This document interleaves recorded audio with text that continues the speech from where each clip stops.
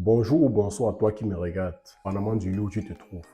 Toi aussi qui es en train de préparer ton voyage pour le Canada, as le doute en toi, tu ne sais pas si c'est le moment ou c'est pas le moment. Mais je dis, ou ma soeur, je te dis, c'est le moment.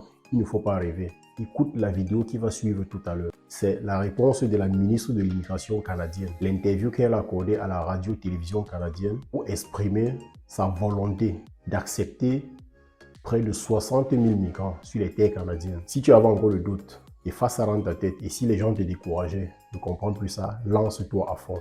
Écoute bien cette vidéo qui va suivre et mets-la en pratique. Si tu ne sais pas dans quel programme tu vas te lancer pour ton immigration, regarde mes vidéos précédentes. J'ai fait les vidéos pour étudier, pour ceux qui veulent étudier au Canada. J'ai fait les vidéos pour ceux qui veulent travailler au Canada. J'ai fait des vidéos pour ceux qui veulent simplement visiter le Canada. Donc, il y a tous les programmes, il y a toutes les manières de se rendre au Canada autant pour moi. Reste scotché, regarde la vidéo jusqu'à la fin. Et si c'est ta première fois de me regarder, abonne-toi à la chaîne, fais partie de la communauté que nous sommes en train de créer sur YouTube. Et on se retrouve après.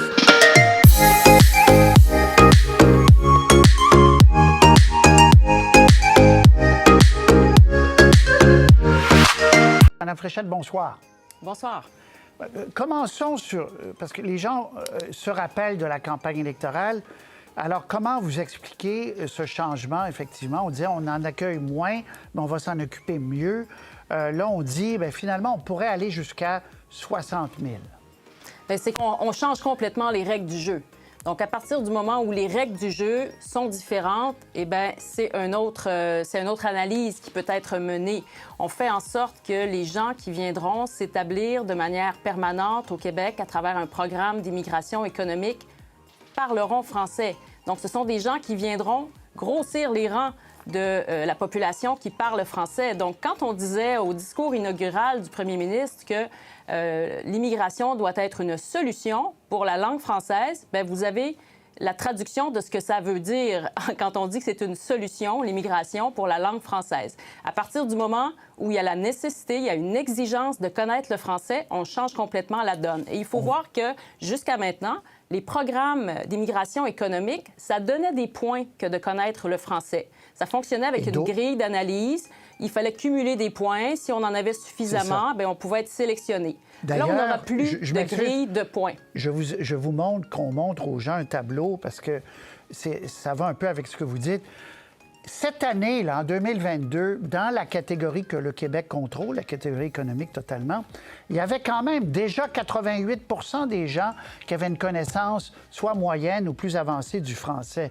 Votre objectif, c'est de passer de 88 à 96 %.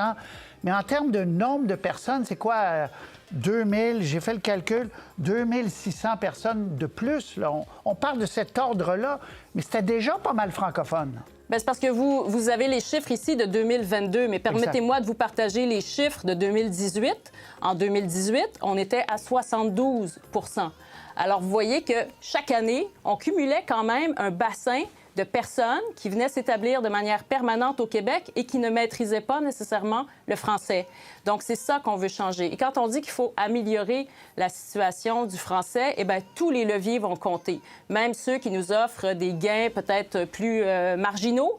Mais vous voyez que si on remonte un petit peu plus loin dans le temps, eh bien, dans le fond, la situation était fort différente. Donc, c'est vraiment important pour nous d'agir en ce sens-là. Mais vous reconnaissez que par rapport à aujourd'hui, ce n'est pas non plus une totale révolution, parce qu'on était déjà... Vous étiez arrivé à 88 % déjà, là, ce qui est pas mal.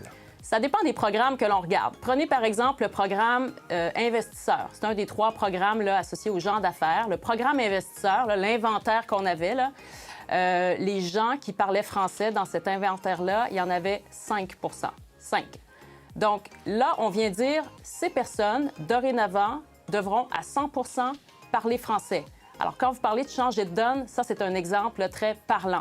On vient changer la logique de l'ensemble des programmes de gens d'affaires, de l'ensemble des programmes d'immigration économique, et ce qui permettait pour les travailleurs qualifiés, donc, de cumuler des points. Maintenant, ça va être différent. Les gens devront rencontrer des exigences. Donc, il n'y aura plus de points qui seront accumulés. On va leur dire, là, il faudra parler français à un certain niveau, soit à l'oral ou à l'oral et à l'écrit. Et si les exigences ne sont pas rencontrées, ils ne pourront pas être sélectionnés. Et le niveau du français va dépendre du type d'emploi, par exemple. Exactement. Donc, pour des emplois hautement qualifiés qui requièrent des diplômes universitaires, collégiales techniques ou encore secondaires professionnels, là, il y aura un niveau d'exigence de français oral niveau 7. Ça veut dire niveau intermédiaire avancé. Il y a 12 niveaux en tout. D'accord. Pour des gens avec des compétences plus manuelles, et ça, c'est une nouveauté là, vraiment intéressante pour les PME, on va demander un niveau de connaissance du français à l'oral de niveau 5. Ça, c'est le début du segment intermédiaire. Au niveau de connaissance intermédiaire du français. Ça va être super intéressant pour les PME parce que plusieurs embauchent des travailleurs étrangers temporaires, aimeraient pouvoir les garder, mais ces gens-là ne parvenaient pas à être sélectionnés, ne parvenaient pas à cumuler suffisamment de points dans le système actuel pour pouvoir être sélectionnés comme immigrants permanents. Maintenant, ils vont avoir une passerelle. Alors, je pense que c'est une excellente nouvelle. OK. Ça, c'est important ce que vous venez de dire. Je vais le réexpliquer, puis je vais vous reposer une question. Quelqu'un qui est déjà au Québec, qui travaille, qui est arrivé ici invité par une entreprise, par exemple, qui ne parle pas français et qui a appris le français parce qu'il a travaillé au Québec depuis, 1 an, 8 mois, dans des régions notamment. Vous dites qu'il y aura une voie rapide pour que cette personne-là ne soit pas obligée de quitter alors qu'elle s'est intégrée. Parce qu'il y a eu plein de cas documentés de gens qui avaient des emplois qui n'arrivaient pas à rester. Effectivement. Donc, on voudra prioriser déjà des gens établis au Québec. Donc, le cas que vous citez, en région, avec déjà un emploi, ça va être un profil d'une personne qui va être priorisée si elle répond à nos exigences en matière de langue française. Même chose pour des étudiants. On a un programme qui est le PEC diplômé et pour lequel, franchement, on a un œil très intéressé parce que c'est l'exemple de l'immigration idéale, je vous dirais. Donc, ces gens-là vont être priorisés parce qu'eux aussi, ils ne viennent pas solliciter davantage notre capacité d'accueil. Vous savez qu'au niveau de l'habitation, par exemple, c'est vraiment très, très serré. Même en région, j'ai fait une tournée de 15 régions là, au cours des dernières semaines, partout. On m'a parlé du manque de logement. Donc, quand on prend des gens qui sont déjà établis ici, ça veut dire qu'ils ont déjà un logement. Ça veut dire qu'ils sont déjà en intégration et ça, on favorise ça. Deux courtes questions, là, plus rapidement. Là. Est-ce que une entreprise qui a besoin d'un ingénieur très spécialisé, une entreprise d'aérospatiale, par exemple, qui a besoin de quelqu'un qui est au Japon, qui est en Corée, pour venir une année ici, est-ce que, s'il ne parle pas français du tout, zéro, là, donc il ne peut plus venir, on ne pourra plus avoir cette main-d'œuvre spécialisée? Bien, d'une part, vous venez de dire, s'il vient pour une année, donc c'est pas de l'immigration permanente. Il va prendre un permis de travail temporaire. Donc, ce ne sont pas les mêmes règles que celles dont on vous parle pour l'annonce d'aujourd'hui. S'il vient de manière permanente, on a un volet dans le programme des travailleurs qualifiés qui s'appelle « Talent d'exception ». Donc, quelqu'un qui vraiment se démarque, mais vraiment là, se démarque, puis a une renommée dans son secteur, il a une expertise très prisée par le Québec qui est stratégique pour nous. La personne va pouvoir être repêchée, même sans connaître le français. Donc ça, c'est un volet qu'on a intégré dans notre programme de travailleurs qualifiés. Mais je dois vous dire que ça va être réduit. Là, le nombre de personnes qui vont pouvoir se qualifier là ne s'improvise pas qui veut. Talent d'exception. On vous a beaucoup reproché aujourd'hui, l'opposition, en fait, de ne pas parler justement de l'éléphant dans la pièce, les temporaires. Je vais vous montrer un graphique. Vraiment, ça a explosé, là. Il y en avait... Bon, il y a eu une baisse pendant la pandémie, là, mais regardez, 35 000 en 2017. Ça, c'est sur une base annuelle. Donc, 86 000 de plus au Québec en 2022. Au total, ils sont plus de 300 000 au Québec.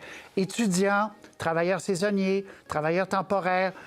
Alors, qu'est-ce qu'on fait avec tous ces gens-là? Est-ce que la plupart, on souhaite qu'ils restent ici? Et si c'est le cas, donc c'est pour ça que vous augmentez les seuils. Comment on fait? Et l'exigence du français n'est pas là pour ces gens-là? Bien, d'une part, ce serait une fuite en avant que de dire, OK, on va changer les règles pour les temporaires sans changer les règles pour l'immigration permanente. Ceux qui viennent ici pour le reste de leur vie, bien, on veut qu'ils cadrent avec nos conditions. Puis c'est ce sur quoi on a travaillé, d'établir des nouvelles règles pour l'immigration permanente. Maintenant, dans un deuxième temps, on va regarder ce qui peut être fait en lien avec l'immigration temporaire. Il faut voir que l'immigration temporaire, il y a plusieurs profils. Ce n'est pas un cas de figure. Il y en a, comme vous dites, qui sont des étudiants étrangers, Il y en a qui viennent à travers un programme qui a une gestion partagée avec le Québec et le fédéral. Il y en a qui viennent avec un programme qui n'est que fédéral, pour lequel le Québec n'a pas de mot à dire. Et c'est ça pourquoi, d'ailleurs, on demande de rapatrier nos pouvoirs là, du fédéral pour pouvoir avoir un contrôle sur l'ensemble de notre immigration. Mais pour nous, ça allait de soi qu'il fallait commencer par définir des règles qui nous conviennent pleinement, qui aident à améliorer la situation du français en lien avec l'immigration permanente, d'abord et avant tout. Ça aurait été une fuite en avant que de procéder à l'inverse et ça aurait été illogique. Mais à quand et quels sont les objectifs pour faire face? Parce que quand les gens disent qu'ils ne se font pas servir en français à Montréal ou ailleurs, c'est souvent des gens qui font partie du gros parapluie immigration temporaire, là, soit des étudiants, soit des gens qui ont... Alors, qu'est-ce qu'on fait pour mieux franciser ces gens-là? Bien, d'une part, il faut voir que, c'est important de le dire, là, près de 60 des temporaires parlent français. Donc, c'est pas comme si on était là, à la case départ. Nous, au ministère de l'Immigration, on a des mesures de francisation, des cours de francisation qui sont donnés. Je vais d'ailleurs annoncer là, dans quelques jours Francisation Québec, qui va être la porte d'entrée officielle pour toutes les mesures de francisation offertes par le gouvernement en collaboration avec des partenaires.